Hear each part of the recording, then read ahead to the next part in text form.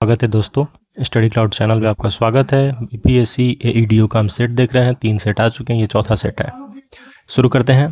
इसका पेपर का जो पैटर्न है, जो एग्ज़ाम का पैटर्न है, पहले होगा आपका इंग्लिश हिंदी जो क्वालिफाइंग होगा, 100 में आपको 30 अंक लाने होंगे। सेकंड पेपर जो होगा जीएस का होगा, इसमें 100 प्रश्न आएंगे, 2 घंटे का आपको समय मिलेगा और ये 100 अंक के होंगे। और तीसरा पेपर जनरल एप्टीट्यूड का होगा, उसमें भी 100 प्रश्न आएंगे, 2 घंटे का समय मिलेगा, 100 अंक के होंगे। हम लोग देख रहे हैं सेकंड पेपर जो जीएस वाला है। शुरू करते हैं सेट, चौथा सेट है। पहला प्रश्न है इसमें, विश्व टेस्ट चैंपियनशिप 2025 का विजेता कौन सा देश बना? ये आयोजित हुआ था लंदन में, विजेता था साउथ अफ्रीका। जून 2025 में अहमदाबाद से लंदन जा रहा एयर इंडिया का कौन सा विमान दुर्घटनाग्रस्त हो गया था? सही उत्तर है option B, Air India 171। RBI के वर्तमान गवर्नर कौन है? आरबीआई के वर्तमान गवर्नर हैं संजय मल्होत्रा, जो आईएएस है, 1990 बैच के। भारत में सूक्ष्म लघु एवं मध्यम उद्योग का मंत्रालय की जिम्मेदारी किसको दी गई है? कौन है एमएसएमई मिनिस्टर? ये हैं जीतन राम मांझी। बिहार के पहले गैर कांग्रेसी मुख्यमंत्री कौन थे? सही उत्तर है कर्पूरी ठाकुर। निम्न में से कौन सुमेलित नहीं है? 18वां प्रवासी भारतीय दिवस सम्मेलन उड़ीसा के भुवनेश्वर में हुआ, सही है। 27वां राष्ट्रीय युवा महोत्सव भुवनेश्वर में हुआ, बिल्कुल सही है। पहला एशियाई बौद्ध शिखर सम्मेलन बोध गया में हुआ, गलत है, नई दिल्ली में हुआ था ये। विश्व पुस्तक मेला नई दिल्ली, सही है। तो जो सुमेलित नहीं है वो है ऑप्शन सी। नीति आयोग की पहली वित्तीय स्वास्थ्य सूचकांक 2025 में बिहार का स्थान क्या है? 13वां। उत्तराखंड सरकार के समान नागरिक संहिता विधेयक के प्रावधान किस समूह पर लागू नहीं होंगे? जनजाति पर लागू नहीं होंगे। केंद्र सरकार ने दिवंगत पूर्व राष्ट्रपति प्रणब मुखर्जी की स्मृति में किस जगह पर एक स्मारक बनाने का स्थान निर्धारित किया? सही उत्तर है ऑप्शन सी, राष्ट्रीय स्मृति परिसर। दक्षिण पूर्व एशिया का पहला देश जिसने समलैंगिक शादी को कानूनी दर्जा देने का प्रावधान किया, कौन सा देश है? थाईलैंड। वर्ष 2023-24 के लिए बिहार में प्रति व्यक्ति दूध की वर्तमान उपलब्धता कितनी है? 277 ग्राम। बिहार के किस जिले में बिहार का पहला सोन जैव विविधता पार्क विकसित किया जा रहा है? भोजपुर जिले में। बिहार का पहला प्लास्टिक कचरा प्रबंधन संस्थान किस जिले में शुरू हुआ? भागलपुर में। बिहार में 2 जनवरी 2025 में प्रारंभ की गई बिहार योद्धा सम्मान योजना किससे संबंधित है? इसका संबंध है अवैध खनन से। भारत का पहला एआई सक्षम युद्धपोत जिसे हाई कमीशन किया गया वो कौन सा है? तो भारत का पहला एआई सक्षम युद्धपोत जिसे हाल ही में कमीशन किया गया है उसका नाम है आईएनएस सूरत। बिहार में कृषि अनुसंधान केंद्र स्थित है कहाँ पे? ये है समस्तीपुर में। अल्पसंख्यक आयोग को कानूनी अधिकार प्रदान करने वाला देश का पहला राज्य कौन सा है? देश का पहला राज्य है बिहार। बिहार के सबसे कम कालावधि वाले मुख्यमंत्री का नाम क्या है जिनका कार्यकाल सबसे कम दिनों का रहा? सतीश प्रसाद सिंह। पटना विश्वविद्यालय की स्थापना कब हुई थी? वर्ष 1917 में। बिहार का सबसे पुराना मेडिकल कॉलेज है कौन सा? Patna medical college, Patna. Alpha कण क्या है जिसका उपयोग रदरफोर्ड गोल्ड फॉयल प्रयोग में किया गया था? ये हीलियम परमाणु का नाभिक है या हाइड्रोजन का नाभिक है या हाइड्रोजन प्लस आयन को अल्फा कण कहते हैं या ऋणात्मक आवेशित कण है? ये है हीलियम परमाणु का नाभिक जिसका उपयोग हुआ था रदरफोर्ड के गोल्ड फॉयल मॉडल में। रूबी या नीलम में कौन सी धातु होती है? एल्यूमिनियम। धातु कार्बोनेट और हाइड्रोजन कार्बोनेट एसिड के साथ प्रतिक्रिया करके क्या देते हैं? संबंधित लवण, कार्बन डाइऑक्साइड भी और जल, उपरोक्त सभी। निम्न में से किस यौगिक का गलनांक और क्वथनांक सबसे अधिक है? सही उत्तर है हमारा एसिटिक एसिड। निम्न में से किसने तंत्रिका तंत्र की संरचना पर अपने काम के लिए 1906 में सैंटियागो रामोनी काजल के साथ नोबेल पुरस्कार साझा किया था? सही उत्तर है इसका कैमिलो गोल्गी। निम्न में से किस समूह के पौधे अत्यधिक नमक सहनशील होते हैं और खारे अर्ध रेगिस्तान, मैंग्रोव, दलदल और समुद्र तटों में ये पाए जाते हैं? इनको बोलते हैं हैलोफाइट्स। पौधे के हवाई भागों से वाष्प के रूप में पानी की हानि को वाष्पोत्सर्जन के रूप में जानते हैं। पौधों में वाष्पोत्सर्जन जो है इसकी क्या भूमिका है? वाष्पोत्सर्जन की, ये जल और खनिजों का अवशोषण होता है इसमें, सही है। जल और खनिजों के ऊपर की ओर गति होती है और तापमान का विनियमन होता है। ऑप्शन डी जो है उपरोक्त सभी सत्य हैं वाष्पोत्सर्जन की भूमिका के विषय में। मस्तिष्क का कौन सा भाग गति, श्रवण, गंध, दृष्टि के नियंत्रण के लिए विशिष्ट है। मध्य मस्तिष्क। एलानिन ट्रांसएमिनेस ALT परीक्षण किसको हुए नुकसान का आकलन करने के लिए किया जाता है? ये परीक्षण, इसका उपयोग होता है लीवर के जांच के लिए। कीटों में श्वसन का सबसे सामान्य रूप किसके माध्यम से होता है?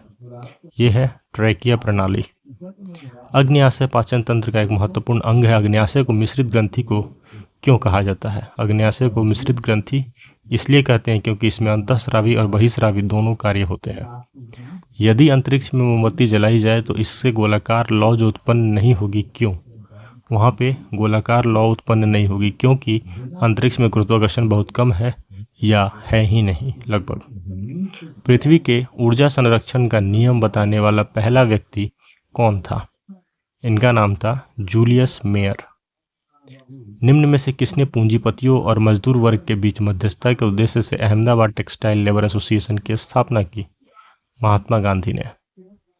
नेक्स्ट है, निम्नलिखित में से किस अधिनियम में सरकारी सेवाओं में नस्लीय भेदभाव को समाप्त करने हेतु योग्यता को सेवा का आधार स्वीकार किया गया? 1833 का चार्टर एक्ट। निम्न में से कौन सा विद्रोह पश्चिम भारत से संबंधित नहीं है? पश्चिम भारत से संबंधित नहीं है हो विद्रोह। द्वितीय आंग्ल मैसूर युद्ध में हैदर अली ने निम्न में से किस अंग्रेज अधिकारी को हराकर अर्काट पर विजय प्राप्त की थी? किसे हराया था हैदर अली ने? कर्नल बेली को। यहाँ सही सुमेलित नहीं है, आपको बताना है। वेनसांग किसके काल में? हर्षवर्धन, सही है। फाहियान चंद्रगुप्त द्वितीय, सही है। मार्को पोलो कृष्णदेवराय, गलत है। अब्दुल रजाक देवराय द्वितीय, सही है। यहाँ मार्को पोलो जो है ये आया था, काकतीय वंश का शासक था कुबलई खान, उसके शासनकाल में आया था ये मार्को पोलो। अन्य तीनों जो हैं A, B और D सही सुमेलित किए गए हैं। जो नहीं है सुमेलित वो है ऑप्शन C। निम्न में से कौन सा मौर्य काल में वसूल किया जाने वाला सिंचाई कर था? इसका नाम था उदक भाग। निम्न में से किसने कर निर्धारण के लिए पैमाइश की पद्धति को समाप्त करके बटाई पद्धति आरंभ की? इसका नाम है गयासुद्दीन तुगलक, जिसने पैमाइश की पद्धति को समाप्त किया और बटाई पद्धति को आरंभ किया। सिंधु सभ्यता के निम्न में से किस स्थल से पशुपति की मोहर प्राप्त हुई? मोहनजोदड़ो से। निम्न युग्मों में कौन सा सही सुमेलित नहीं किया गया है? मौर्यकालीन अधिकारी बताया है और उनका दायित्व मिलान करना है। विविता अध्यक्ष, माप तौल का अध्यक्ष, पहला ही है जो ये गलत किया हुआ है। संस्थाध्यक्ष, व्यापारिक मार्गों का अध्यक्ष, सही है। लक्षणाध्यक्ष, टकसाल का अध्यक्ष, सही है। आकराध्यक्ष, खानों का अध्यक्ष, सही है। यहाँ पे पहला जो है वो गलत है। माप तौल का जो अध्यक्ष था ये इसको क्या बोलते थे उस समय? पौतवाध्यक्ष, पौतवाध्यक्ष, ना कि विविताध्यक्ष। ये कहलाता था पौतवाध्यक्ष। और ये संस्थाध्यक्ष है व्यापारिक मार्गों का, लक्षणाध्यक्ष है सिक्कों टकसाल का अध्यक्ष, आकराध्यक्ष है खानों का अध्यक्ष, खनन विभाग का। निम्न में से कौन सा कृष्णदेवराय द्वारा रचित ग्रंथ नहीं है दिए गए ग्रंथ में से? आमुक्तमाल्यद है, जाम्बवती है, उषा परिणय है, नारायण विलास जो है वो कृष्णदेवराय द्वारा रचित नहीं है। निम्न में से किस शासक ने नौरसपुर नामक नगर की स्थापना की? इब्राहिम आदिल शाह द्वितीय ने। निम्न में से किस उपनिषद में आरुणी, उद्दालक एवं श्वेत केतु के मध्य संवाद का उल्लेख है? छांदोग्य उपनिषद। कौन सा मंदिर द्रविड़ शैली में निर्मित नहीं है दिए गए ऑप्शंस में से? कंदरिया महादेव का मंदिर जो है वो द्रविड़ में नहीं है, ये है नागर शैली में। नेक्स्ट है 47 नंबर प्रश्न। निम्न में से कौन बिहार के प्रसिद्ध लोकनाट्य विदेशिया के रचनाकार थे? भिखारी ठाकुर। बिहार के सियाराम दल ने निम्न में से किस आंदोलन में महत्वपूर्ण भूमिका निभाई थी? भारत छोड़ो आंदोलन में। निम्न में से कौन सा 73वें संविधान संशोधन अधिनियम 1992 का महत्व नहीं है? इस अधिनियम ने 11वीं अनुसूची के साथ साथ भारतीय संविधान में एक नया भाग 9 जोड़ा, सही है। इस अधिनियम में संविधान के अनुच्छेद 40 को व्यवहारिक प्रभाव दिया, सही है। केंद्र सरकार को पंचायतों के खातों की लेखा परीक्षण के लिए प्रावधान स्थापित करने का सीधा अधिकार मिला, गलत है। इस अधिनियम के लागू होने के बाद पंचायतों का गठन अब राज्य सरकार के विवेक पर निर्भर नहीं रह गया था, सही है। तो जो महत्व हैं वो तीनों हैं A, B और D, और जो इसका महत्व नहीं है वो है ऑप्शन C। निम्न में से कौन राजनीतिक मामलों की कैबिनेट समिति का अध्यक्ष होता है? भारत के प्रधानमंत्री। लोक लेखा समिति के बारे में कौन सा कथन सही दिया गया है? इसकी स्थापना सर्वप्रथम भारत सरकार अधिनियम 1935 के प्रावधानों के अंतर्गत की गई। गलत है। किसी मंत्री की लोक लेखा समिति का सदस्य नहीं चुना जा सकता है। सही है, किसी मंत्री को लोक लेखा समिति का सदस्य नहीं चुना जा सकता है। इस समिति में राज्यसभा का कोई प्रतिनिधित्व नहीं होता है। गलत है, यह संसद की सबसे बड़ी समिति है। गलत है। जो सही है वो सिर्फ ऑप्शन बी है। जनहित याचिका PIL जो दायर होता है, इसके बारे में कौन सा कथन सही दिया गया है? यह किसी भी व्यक्ति या समूह को सार्वजनिक हित को प्रभावित करने वाले मामलों में न्यायिक हस्तक्षेप की अनुमति देता है। बिल्कुल सही है, ऑप्शन बी। उच्च न्यायालय के मूल क्षेत्राधिकार के संबंध में निम्नलिखित में से कौन सा कथन सही है? यह संसद और राज्य विधानसभाओं के सदस्यों के चुनाव से संबंधित विवादों की सुनवाई करता है। सही है। यह नागरिक के मौलिक अधिकारों के परिवर्तन से जुड़े विवादों का निपटारा करता है। ये भी सही है। 1 और 2 दोनों सही हैं। सार्वजनिक विधेयक के संबंध में निम्न कथनों पर विचार करिए। बताइए कि कौन सा या कौन से सही हैं। सदन में इसे पेश करने के लिए 15 दिन की सूचना की आवश्यकता होती है। गलत है। इसका मसौदा संबंधित विभाग द्वारा विधि विभाग के परामर्श से तैयार होता है। सही है। केवल 2 जो है वो सही है। पूर्वोत्तर मानसून के संदर्भ में कथनों पर विचार करिए। बताइए कितने कथन दिए गए हैं इसमें से जो कि सही कथन है। यह हवा की दिशा के उलट होने की विशेषता है। ये बिल्कुल सही है। जो पहला स्टेटमेंट है, पूर्वोत्तर मानसून तब होता है जब हवाएं ग्रीष्मकालीन मानसून से विपरीत दिशा में चलती हैं। तो ये हवा की दिशा के उलट होने की विशेषता है। सही है।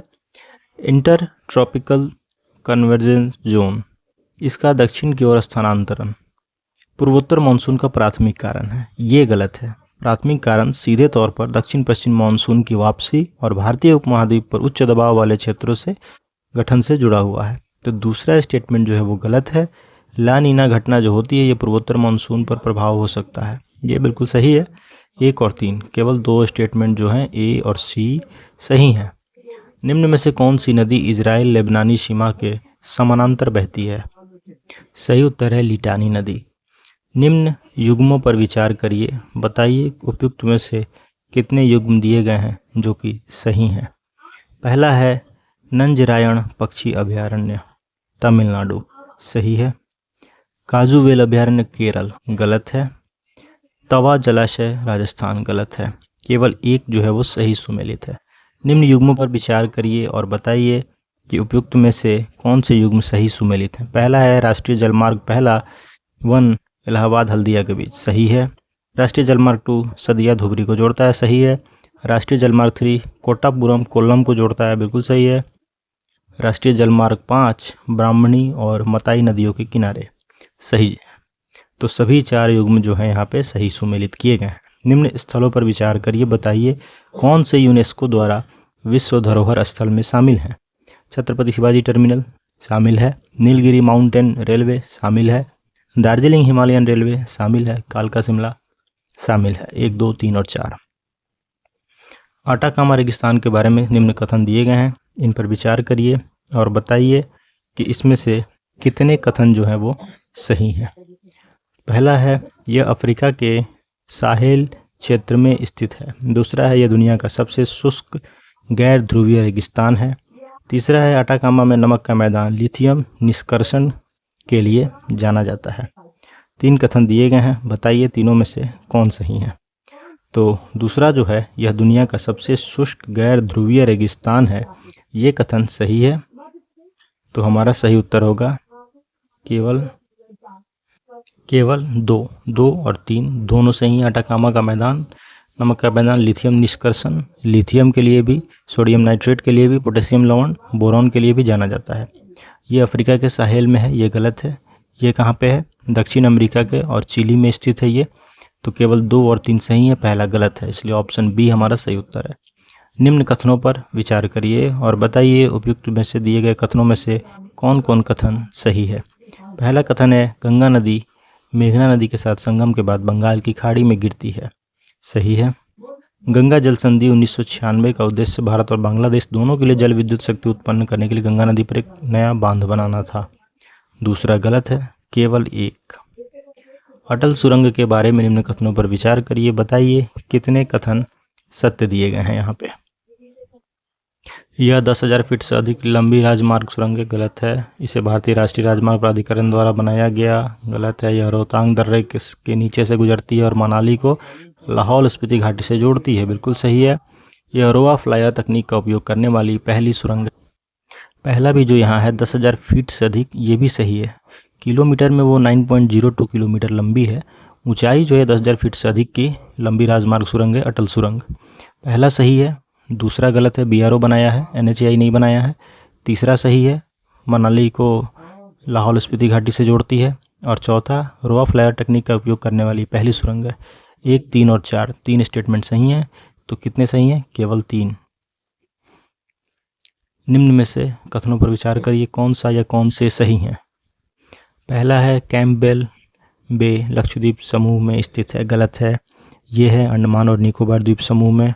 अत्यधिक संवेदनशील तटीय क्षेत्र संवेदनशील पारिस्थितिकी प्रणालियों की रक्षा के लिए नए निर्माण और औद्योगिक गतिविधियों पर रोक लगाते हैं, सही है। केवल 2 जो है वो सही है।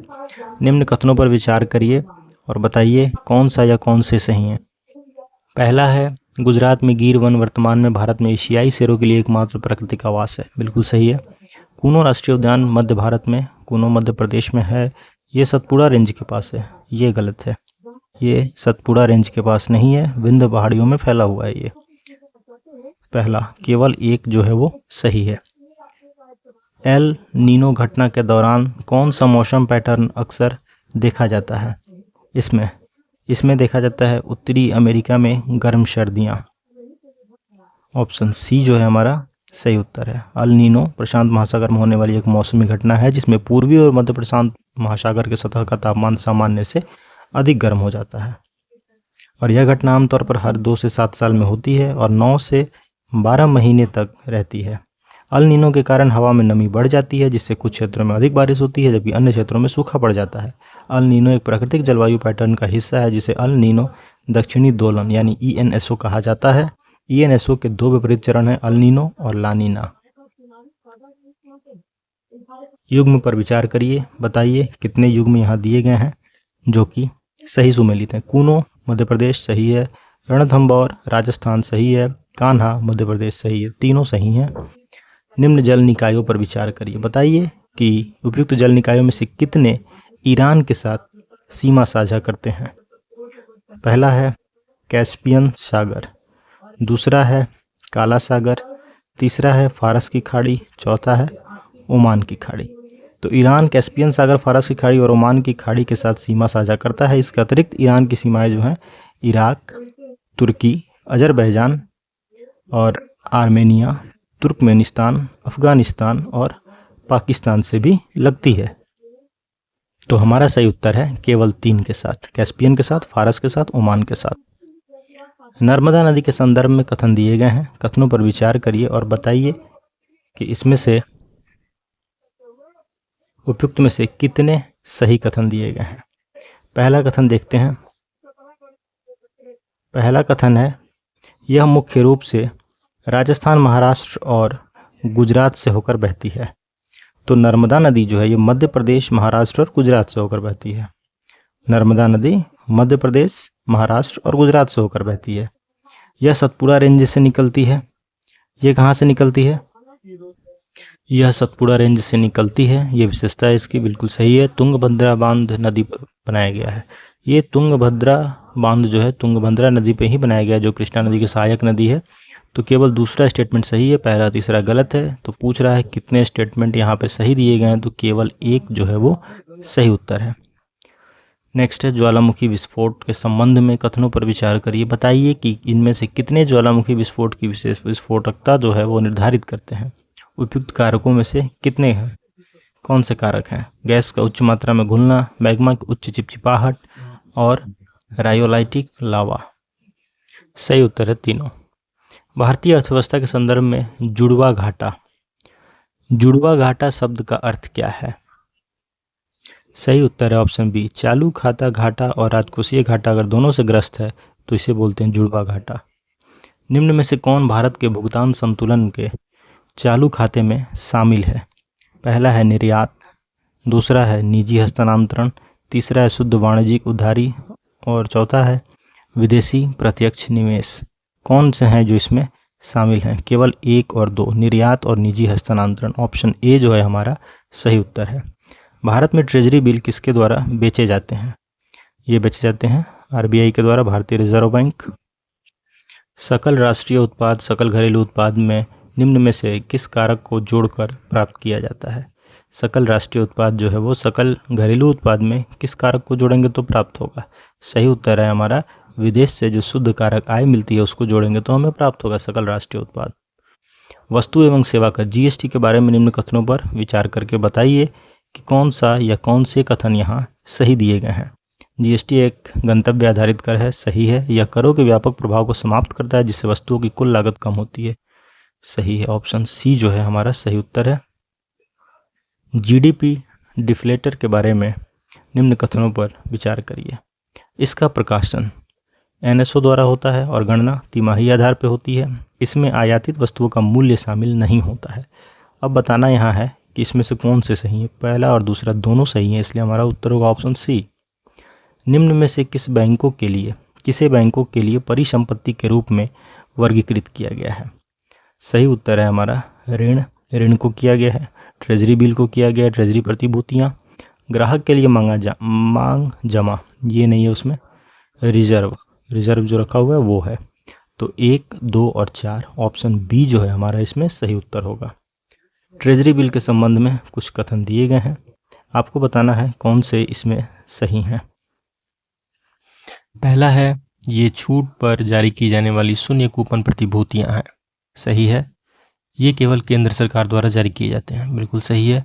ये आमतौर पर 5 वर्ष की औसत परिपक्वता वाली दीर्घकालिक प्रतिभूतियां हैं, ये गलत है। इसकी जो परिपक्वता अवधि होती है आमतौर पर 91 दिन की होती है, या 182 दिन या 364 दिन। तीसरा गलत है, 1 और 2 ऑप्शन बी।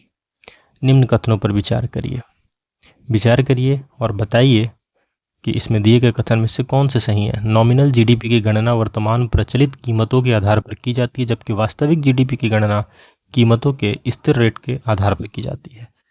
पहला बिल्कुल सही है, किसी देश का नॉमिनल जीडीपी हमेशा उसके वास्तविक जीडीपी से अधिक होता है, गलत है। केवल एक जो है वो सही है। पंचवर्षीय योजना का उद्देश्य समाजवादी विचारों पर भारतीय अर्थव्यवस्था का विकास करना था। यह भारत को औद्योगिकीकरण की दिशा में भी ले जाना चाहता था। इस योजना की मुख्य वास्तुकार पीसी महालनोबिस थे। अब आपको बताना है इसमें उपयुक्त गद्यांश में किस पंचवर्षीय योजना की बात हो रही है, किसका वर्णन है। पीसी महालनोबिस जहां दिखे वहां आपको टिक मारना है, दूसरी पंचवर्षीय योजना। भारत में वाणिज्यिक बैंकों की देनदारियों का सबसे महत्वपूर्ण घटक क्या है? Time deposit. निम्न में से कौन सा रुपए के मूल्य वृद्धि का परिणाम हो सकता है? दिए गए ऑप्शंस में से बाह्य वाणिज्यिक उधार के माध्यम से ऋण जुटाना सस्ता हो जाता है, सही है। आयात महंगा हो जाता है, ये गलत है। विदेशी मुद्रा भंडार में कमी आएगी, गलत है। केवल एक जो है वो सही है। निम्न में से किसी राष्ट्र की अर्थव्यवस्था के बाह्य क्षेत्र का हिस्सा माना जाता है? सही उत्तर है हमारा चालू खाता, पूंजी खाता, आयात और बाह्य ऋण, सभी चारों को माना जाता है। भारत के पहले राष्ट्रीय निवेश और विनिर्माण क्षेत्र को स्थापित करने का प्रस्ताव कहाँ किया गया? ये प्रस्ताव रखा गया है आंध्र प्रदेश के लिए। 8 कोर उद्योगों के सूचकांक के बारे में निम्न कथनों पर विचार करिए, बताइए कौन सा या कौन से सही हैं। इस सूचकांक में पेट्रोलियम रिफाइनरी उत्पाद को सबसे अधिक भारत दिया गया है, सबसे अधिक भार दिया गया है। इस सूचकांक का आधार वर्ष 2011-12 है। 8 कोर उद्योगों का सूचकांक ICI प्रत्येक माह में तैयार किया जाता है और NSO के द्वारा ये जारी होता है। तो केवल पहला और दूसरा दो ही स्टेटमेंट सही है, तीसरा है जो गलत दिया गया है। तो हमारा सही उत्तर होगा ऑप्शन सी। कौन सा संगठन औद्योगिक श्रमिकों के लिए उपभोक्ता मूल्य सूचकांक यानी CPI जारी करता है? ये करता है श्रम ब्यूरो, लेबर ब्यूरो के द्वारा ये जारी होता है। स्टैगफ्लेशन के बारे में निम्न कथनों पर विचार करिए, बताइए कौन सा या कौन से सही हैं। स्टैगफ्लेशन एक ऐसी स्थिति को संदर्भित करती है जहां कीमतों में एक साथ वृद्धि होती है और आर्थिक विकास में ठहराव होता है, सही है। स्टैगफ्लेशन की उपस्थिति फिलिप्स वक्र के पीछे के सिद्धांत को चुनौती देती है। जो फिलिप्स वक्र के पीछे जो सिद्धांत लगता है उसको ये चैलेंज करती है, ये भी सही है। 1 और 2 ऑप्शन सी जो है हमारा सही उत्तर है। राष्ट्रीय आय की गणना करने वाले निम्न में से किसका उपयोग किया जाता है? आय विधि का, भुगतान संतुलन, व्यय विधि, सकल मूल्य वर्धन, इनमें से किसका उपयोग होता है? तो केवल आय विधि का, व्यय विधि का और सकल मूल्य वर्धन का, 1, 3 और 4।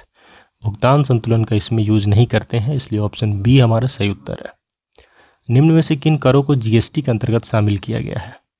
कौन कौन से हैं इसमें? विलासिता कर भी है, चुंगी कर भी है, केंद्रीय उत्पाद शुल्क भी है, राज्य वैट भी है। उपयुक्त सभी।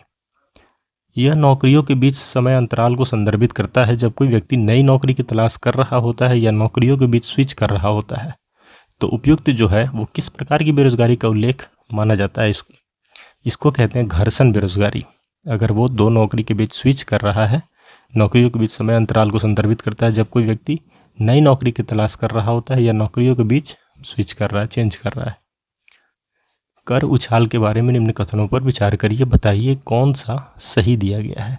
सरकारी कर राजस्व में परिवर्तन और जीडीपी परिवर्तन के बीच संबंध है, ये सही है। कर उछाल के बारे में बिल्कुल सही है पहला।